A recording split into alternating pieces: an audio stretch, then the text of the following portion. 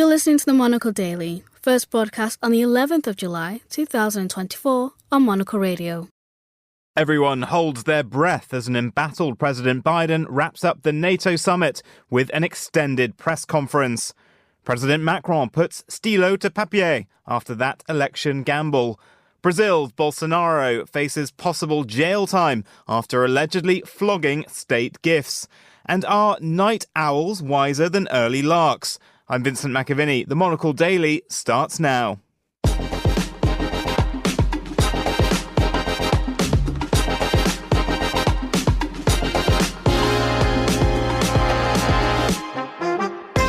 Hello and welcome to the Monocle Daily, coming to you from our studios here at Midori House in London. I'm Vincent McAviney. My guests today, Nina Dos Santos and Andrew Thompson, will discuss the biggest stories. Stay tuned, all that and more coming up right here on the Monocle Daily.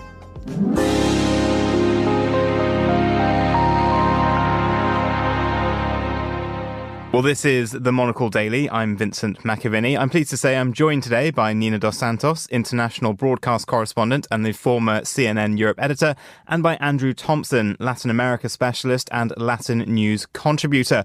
Welcome to you both. Nina, you've had a bit of an exciting week. You've braved the rain to go to Wimbledon. That's right. SW19 was where all the action was. I got rather good seats, actually, on centre court, opposite the royal box, as Elena Rybakina of Kazakhstan beat Elena Svitolina of Ukraine.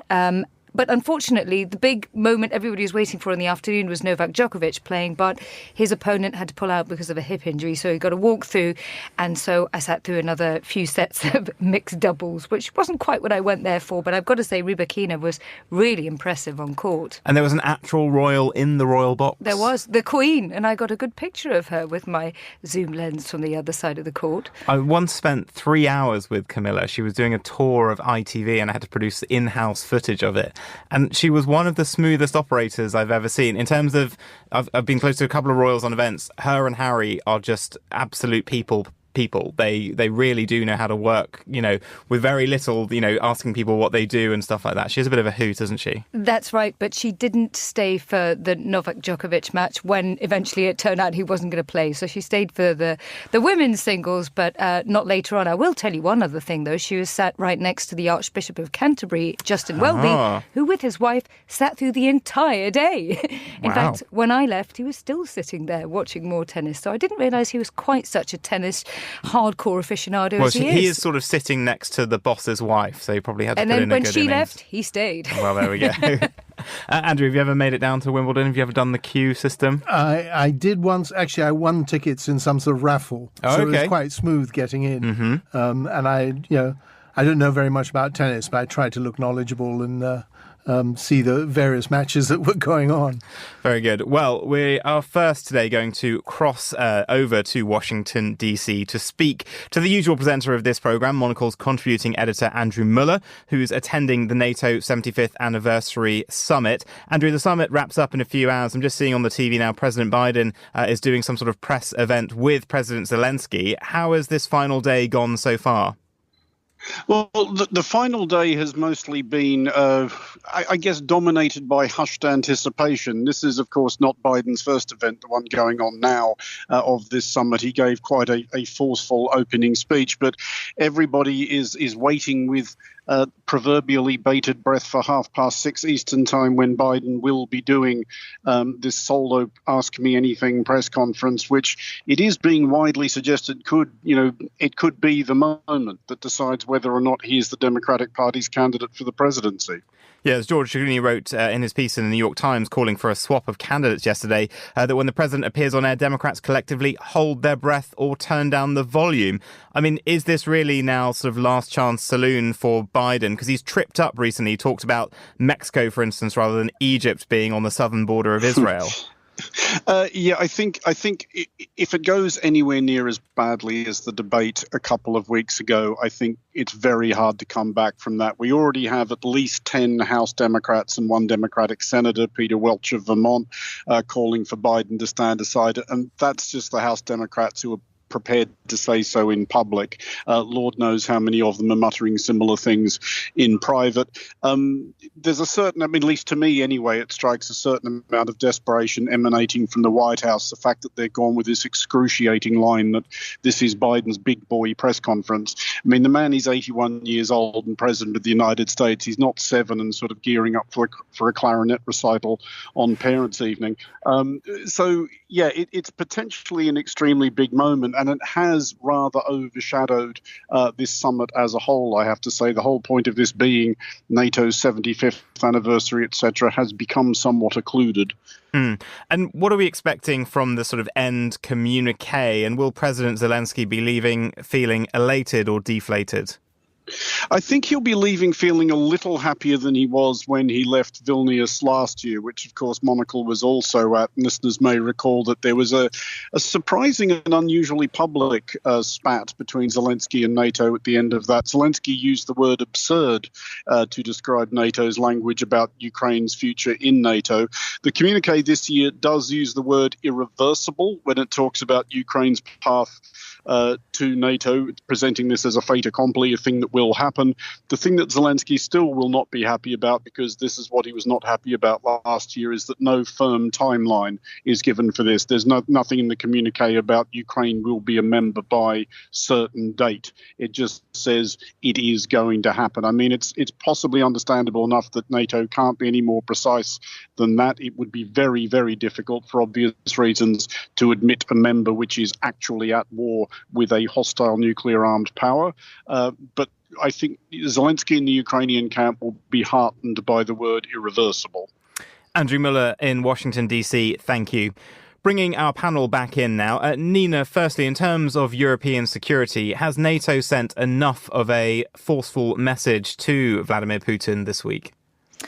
Well, I think that irreversible membership of NATO message concerning Ukraine is, as Andrew was just saying, significant and goes some way to assuage Volodymyr Zelensky's fears. But there's a big question mark over NATO in Europe itself, and that is Donald Trump potentially becoming the next president of the United States in a few months' time. He's repeatedly criticised European Union, big EU member states that are also members of NATO for not contributing enough. And he's made it very, very clear that, he thinks that countries have the right to be invaded if they're not paying their fair share. So that's one big question mark in the future. And then I suppose the other issue we have to take into account is whether or not some of the big beasts around the table at NATO this time are not going to be there in a few months' time. We've got the likes of the French president, Emmanuel Macron, very much weakened after his spectacularly backfired political gamble back in France, and he's a big voice around the table. More of which in a few moments' time, Indeed.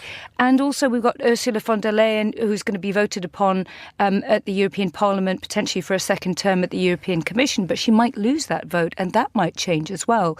And Mark Rutte, of course, is newly being installed at the helm of NATO pretty soon. So highly experienced, though, Prime Minister for a decade. He is, absolutely. But there's a lot of moving parts, I suppose.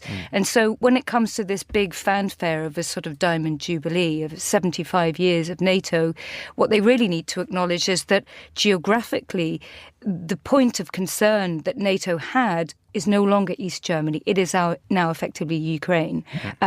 And also, they've got to acknowledge that countries that are belligerent outside of right on NATO's borders, like Russia, are also coalescing with other countries around the world to create this sort of global south to challenge them, with India, with potentially North Korea, with Saudi Arabia, countries in Africa. And so that's going to be a big challenge for them. And then, of course, there's China further east. And Andrew, it's one of those rare things where you go so far left, you go so far right, you meet back in the middle in terms of views on NATO, it seems. There's a lot of disinformation it's having to combat, for instance, the dubious narrative that the alliance somehow provoked Russia into invading Ukraine. Do you think NATO needs to do more to sell itself to the people of member states? Yes, I think it probably does. And I think, there is active disinformation about its role, which needs to be countered in some manner. I've been struggling to try and find a metaphor for the position we're in at the moment. And the one I've kind of come up with is the idea of a sort of time travel tunnel. Imagine that there's this tunnel in front of us, and we're going to come out the other side at in 6 months' time, but we have to take decisions now about a situation which is developing and will be evident in 6 months' time. So the whole decision about Joe Biden is critical for 6 months from now, which would be January 2025, the beginning of a new presidency in the United States. So there's a major unknown there. Is it Trump? Is it Biden? Is it Kamala Harris or someone else? That's kind of one level of uncertainty. Similar things can be said about Macron and France, and if you like, the future of the far right in Europe in general, who, including people like Viktor Orban, who are also kind of undermining NATO. And, will we be looking at a more internally divided European Union? Will Macron be just absorbed by coalition building and internal French politics?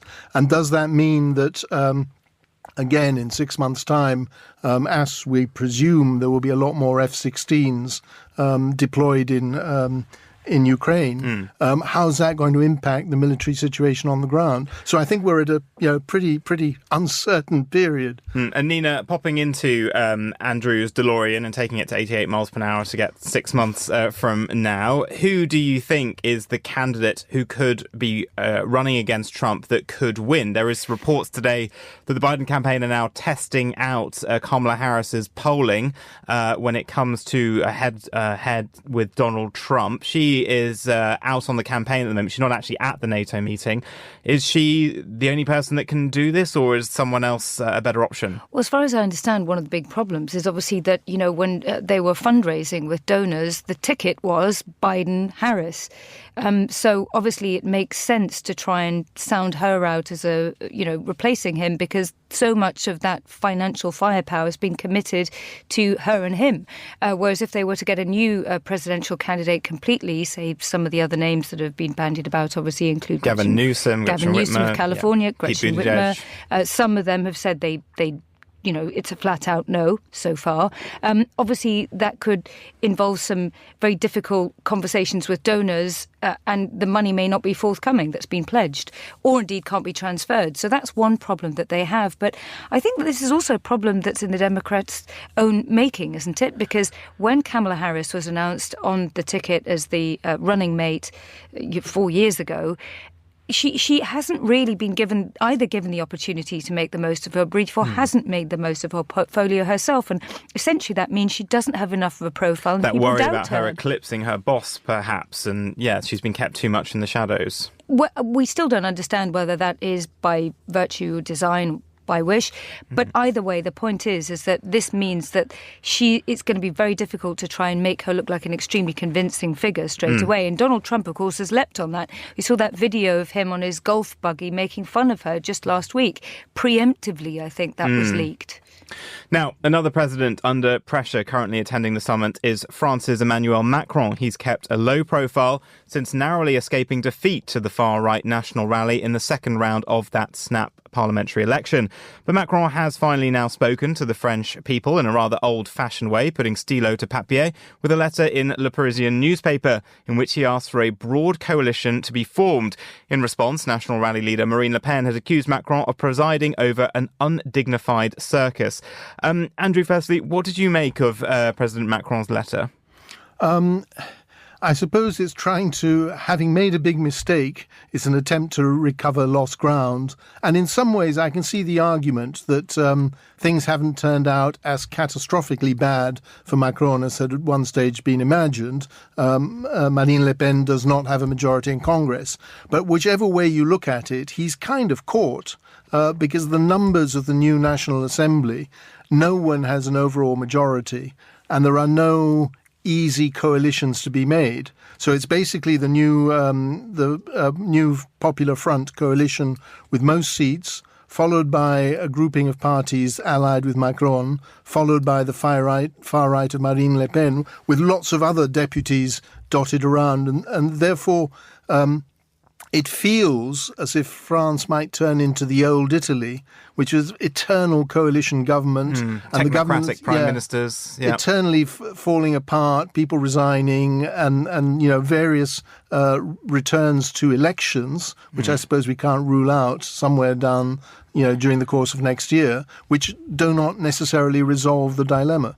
Nina, do you think the calling of that election was the biggest mistake of his presidency, or is he playing some sort of 3D chess game that we all haven't cottoned on yet to sort of try and diminish the far right's momentum ahead of the next presidential election? I think he was trying to play 3D chess, but I think one of the things that he'd perhaps underestimated was the ability of not the far right to surge forward, but actually the left to coalesce, including the far left, to become temporarily palatable to the centre-left, the Parti Socialiste, and for them to have managed to form this new popular front of leftist parties, because they had done that in the past, but it had sort of disintegrated. They've got very big foreign policy and domestic policy differences, but it held. And then eventually he had to try and rely upon them to stand down candidates to block the far right. Now, what we're already seeing is precipitated by this letter by Macron, but we all even saw it before, was both the far left and now the far right saying, look, he's not going to deliver. He's not even going to allow us to deliver on what we've promised you. And from the far left, that means 14% rise in minimum wage. It means spending 150 billion euros, more that France can't afford, on all sorts of public services. 90% taxes for people on over 400,000 euros in terms of their income. And then on the other hand, the far right is still saying, well, look, we've been blocked from trying to protect French people from getting the best benefits and so on and so forth. So you're going to see this dynamic continue, I think, to tear on the fringes of French politics, as Andrew was just saying before, as potentially they wait until they can have another snap election in a year's time. And going back to the future in Andrew's DeLorean, 6 months from now... Not again. No, again 6 months from now. President Macron has tried to position himself as the heir to Angela Merkel, and she played a huge role in being the sort of voice of the stable, sort of normal West during the first Trump presidency. Macron has undoubtedly weakened himself now. Chancellor Scholz is pretty weak as well in Germany. There was someone who did very well out of a snap election recently, Keir Starmer. Have you seen anything from him this week in Washington that makes you think he might be the big new player on the international stage? Oh, yeah, absolutely. I mean, you see him there with, we saw David Lammy, his foreign secretary, meeting with Antony Blinken and very warmly welcomed. Then obviously Starmer, immediately we had that phone call, didn't we, with Joe Biden that was videoed and released. That was one of the first times that we've seen that. West Wing-like, wasn't it? Yes, it was indeed. Yeah, I think, if anything, people in Europe and in the US are probably looking at the UK to say, hey, look, here's the counter-narrative. It's that populism can peak and then it can return. Things can return back to stability. And you're hearing that increasingly, I think, in foreign news circles to say, well, look, yes, France is having its own populism wave, but the UK's been there, seen there, done that, got the T-shirt and calmed down a bit. Everyone's just sort of doing it on different timescales, it seems, at the moment. Andrew, I mean, looking ahead at the next French election, do you think Le Pen might finally be able to do what her father never could, install herself at the Élysée Palace? I think it can't be excluded. And I think the point that we were just sort of mentioning is that we're sort of assuming that Le Pen has reached her high water mark and will now go down. That isn't necessarily the case. If you like, the underlying factors which encourage French voters to support the far right might still remain, and they might get worse. As I understand it, France is pretty much breaking EU fiscal deficit management rules. That's correct. And there will be a lot of tension between France and Germany, as we were saying. And it could be in those circumstances, cost of living still a problem, taxes still high, all these kind of senses of unhappiness will continue fueling her rise. Well, to South America now, where ex-Brazilian President Jair Bolsonaro may be charged with money laundering over undeclared jewellery from Saudi Arabia that was gifted to his government. It's claimed officials diverted the gems to Bolsonaro himself before he or his associates sold them and kept millions of dollars in proceeds. If convicted, he could face up to 25 years in prison. Bolsonaro denies the claims. Bolsonaro is also dealing with an investigation into whether he incited a riot in the capital after he lost the 2022 election. Andrew, are you surprised at all that Bolsonaro is caught up in something like this? No, not really.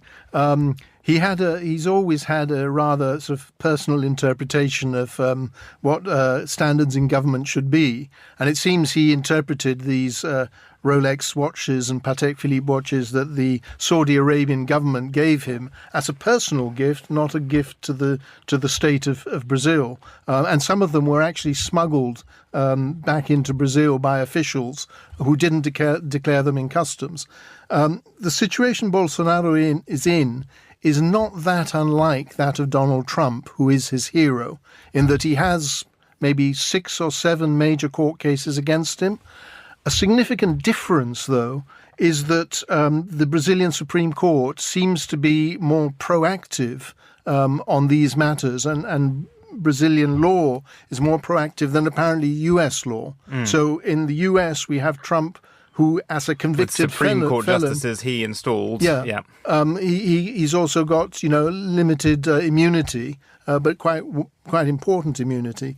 In Brazil, only one of the cases against Bolsonaro has been tried so far, and that was that he sought to undermine the 2022 elections and the democratic process.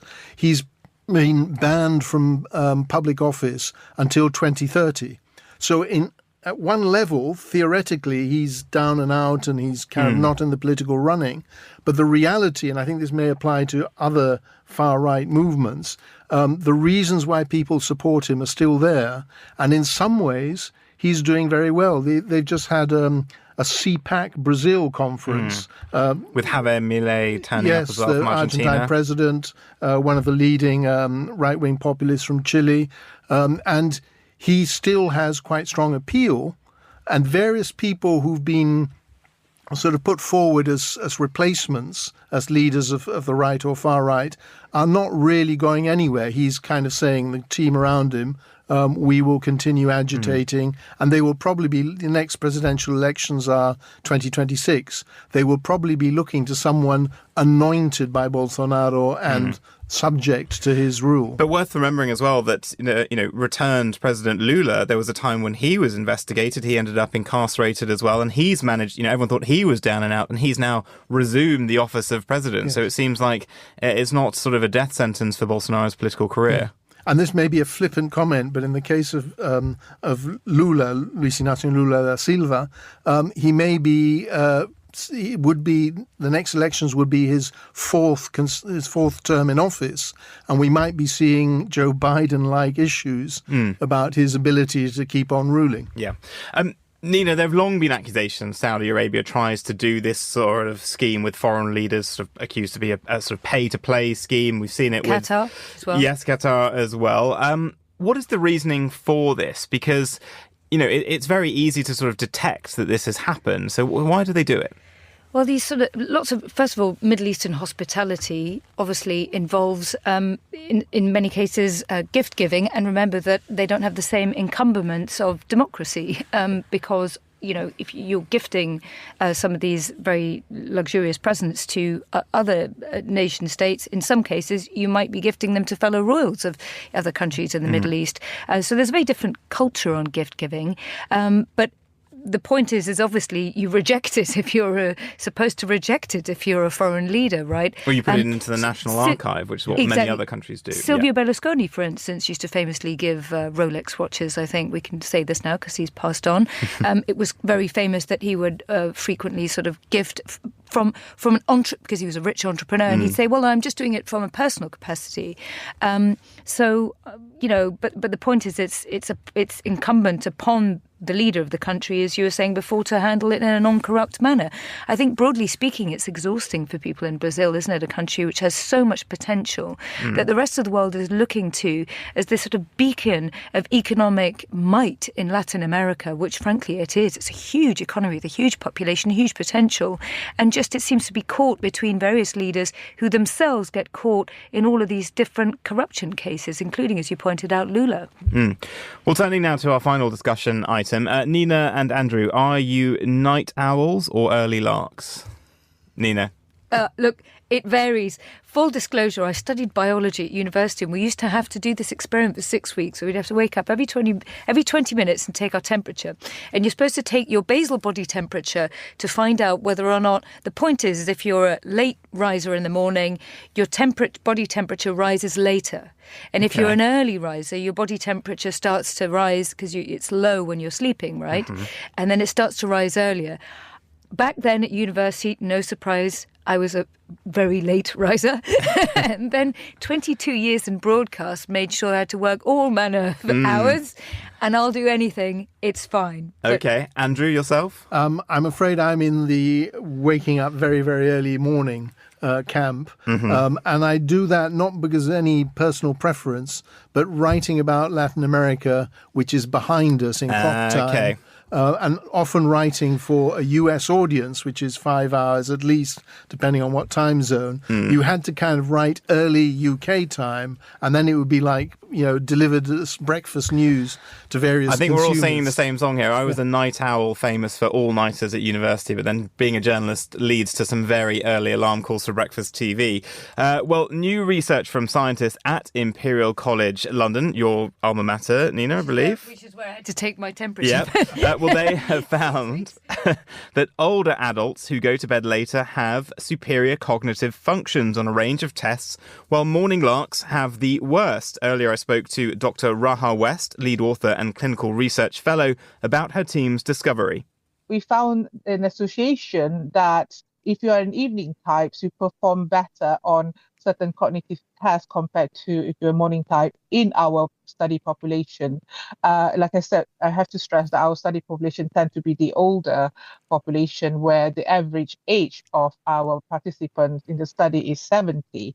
I think this association remains significant because we have adjusted it for other factors like health and lifestyle. It is very interesting that we found this association because, in other study, in adolescents, for example, they found the opposite, that in younger population, morning people perform better. The traditional belief where early risers are naturally more productive and night owl isn't. I'm sure you've heard of that. Yes. So I would say, a night owl shouldn't be necessarily forced to go to bed early, shouldn't necessarily be forced to be the early to bed, early to rise routine as we traditionally thought. Certainly, that's not what we found. However, I think what's more important is for people to work with your natural sleep pattern and to recognize when you are most active and to take advantage of that. And in terms of how much sort of sharper night owls performed in terms of intelligence, reasoning and memory tests, I mean, how significant was it? So we have two cohorts. So one cohort did 4 cognitive tests, the other cohort did 2 cognitive tests. So we found in the first cohort, the evening type score about 13.5% higher. And in one cohort, the other cohort, we found they perform 7.5% higher in the term of the cognitive test. And these differences were highly significant, meaning they are very unlikely to be due to chance. And we've heard a lot in the last few years about the so-called 5 a.m. club, this belief amongst top business people and some celebrities as well, that you should actually be getting up at 5 a.m. and that you have this power hour and you get more done, you're set up for the day. It seems like your study suggests that might not be the case. Well, our study found an association in the elderly population in the cohort that we study that the evening people who are the night owl, if you like, perform better in cognitive performance. But it's not a causality, it's an association. I certainly wouldn't, it's not the focus of the study to recommend people shouldn't wake up at 5, for example. And also it depends on the age, because the average age in our study is around 70. I think what would be interesting is for the future to do a study where we study each specific cohort, like, for example, 19 to 30, 30 to 60, and then 60 plus, and to look at whether the association, is repeated, whether we see the older population, the night owl is better, and if in the young population it's reversed, where the morning population is better. Well, as we've established, journalists tend to operate in their own time zones, functioning on very little and disturbed sleep. What's your advice for this? How do you guys cope if someone's facing this? I don't know. I haven't got to 70 yet, but sometimes I feel like it as a result of these disrupted circadian rhythms, I might say. I don't know. I just grab sleep when I can. And drink a lot of tea and coffee. I'm afraid I have actually just hit 70. Okay. And I think my recommendation is I've discovered the so-called power nap. I don't know about the power side of it, but, 20 minutes in the middle of the afternoon works wonders. And do you feel like you're better when you stay up later? Do you feel, that was the distinction, is that younger people seem to be early risers. They perform better. But do you think it's changed in your life? I think there's a general deterioration. That's the only constant, perhaps. I find it hard to stay up very late because I've kind of got sort of fixed on a fairly early morning routine. Pattern. So my partner, for example, will stay up easily much later, and I'll be saying, let's go to bed now. Well, Nina and Andrew, thank you. Finally, on today's show, we head to the Uyuni Salar in Bolivia, the world's largest salt flat. A place of great natural beauty, the Salar is also the heart of Latin America's lithium triangle that encompasses parts of Bolivia, Argentina and Chile. As a crucial component to make batteries for electric vehicles, the lithium hiding underneath the flat's salty crust is hotly contested by foreign investment, and it remains unclear what economic and environmental implications its extraction will have. Monocle's envoy in Bolivia, Liv Kessler, recounts her sights of the Salar.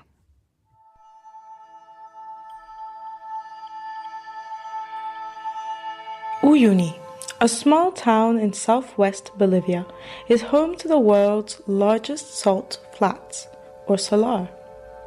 To go and see them in person, one generally needs a good driver and even better sunscreen, as the giant white expanse turns into the world's largest mirror whenever it rains. This desert of deposed salts is born out of the ancient lake Mission, which evaporated roughly 40,000 years ago.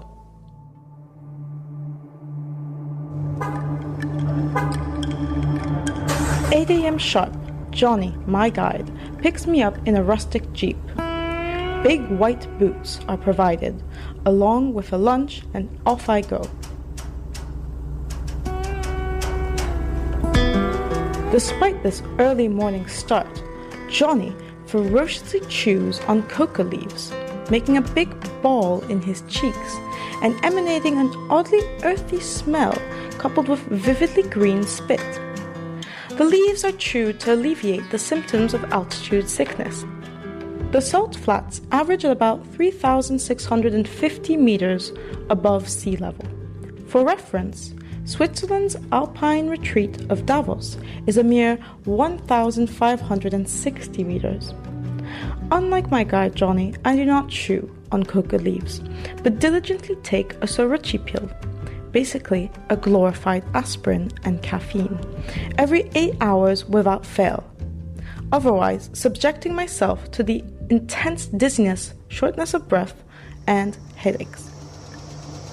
As we drive towards the Salar, leaving the small town of Uyuni behind, a vast scenery of Altiplano endlessly expands in front of us. The Altiplano, a vast high-altitude plateau, characteristic of Andean scenery, is a dry place where little grows apart from low-lying bushes.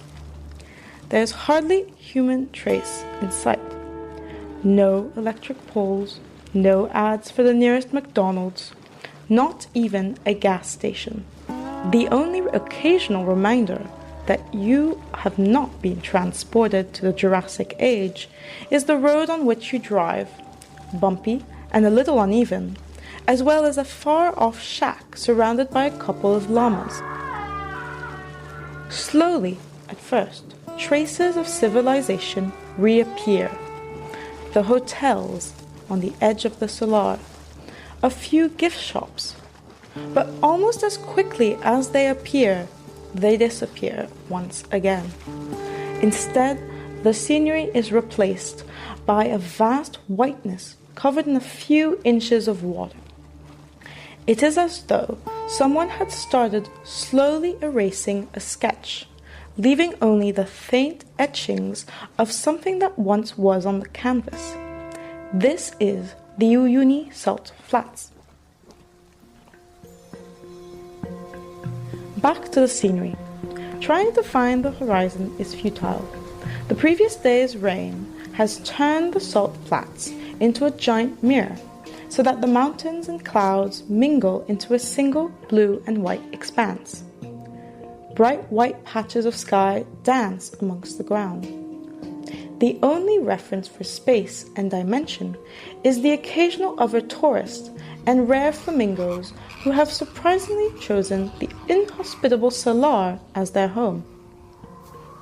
Off in the distance, a large bus crosses the scenery, a reminder that to many, this is not just a place of contemplation, but an important route connecting villages across the Altiplano, or better yet, miners of the lithium extraction plant to and from their workplace.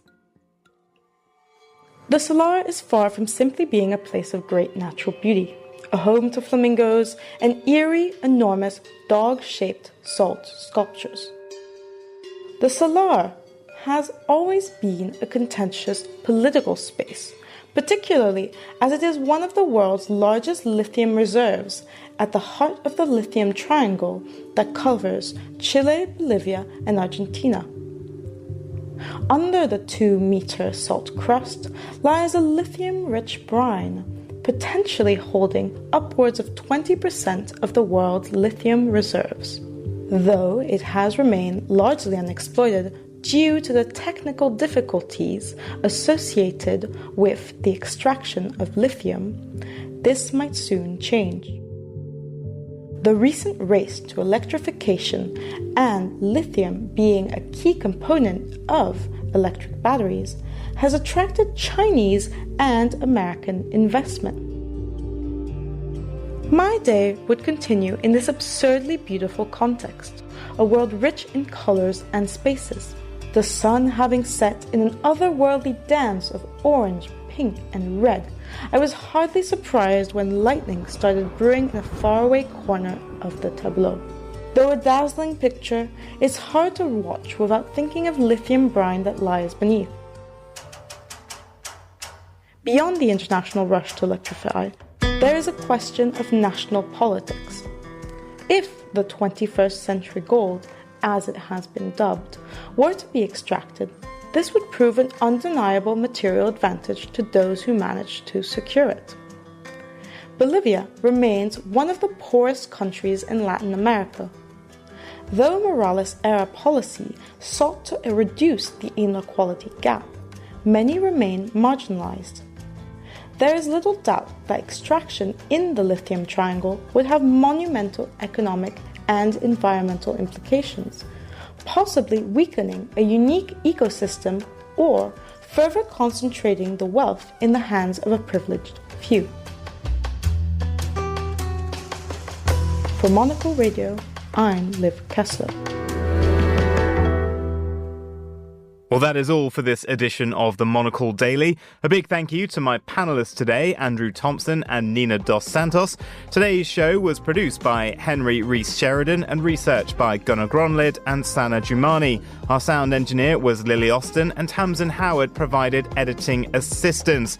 I'm Vincent McAviney here in London. The Monocle Daily is back at the same time tomorrow. Goodbye and thank you for listening.